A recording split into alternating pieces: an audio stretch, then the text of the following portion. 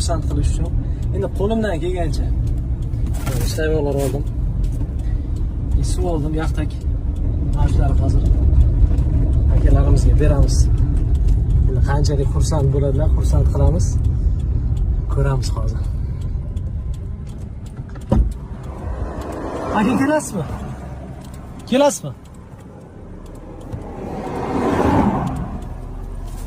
Akalarimiz shu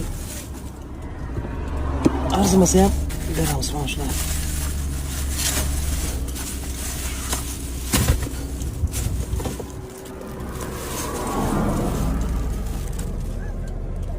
Aka assalomu alaykum.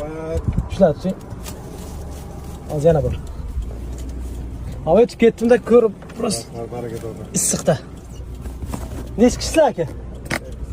15-20 kishi bor a? 20 bo'lmasa 15 ta. Mana aka. Ana shunchada ham marojna bor aka. 15 tadan ko'p.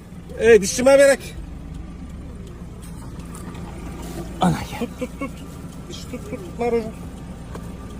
Aka sog' bo'linglar, charchamanglar. Yo'l qurilishi aka. Ha, yo'l qurilishi. Rahmat aka, sog' bo'linglar. Xo'p. Rahmat. Rahmat aka, xo'p. Alloh rozi bo'lsin mana shu akalarimizdan. Gap yo'q.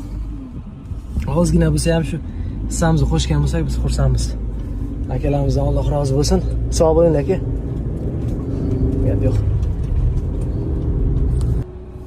Qaranglar, challenge ketdi. O'zbekiston Respublikasi bo'ylab viloyatlardagi yo'l qurilishida ishlayotgan akalarimizni tumanlardagi farqi yo'q, qayerda bo'lishidan qat'iy nazar mana shu issiqda ko'rib qolsangizlar, yaxtak ichimliklar bilan va muzqaymoqlar bilan siylash. Mana shu xursand qilish challenge ketdi. Mani profilimni отметка qilib qo'yinglar.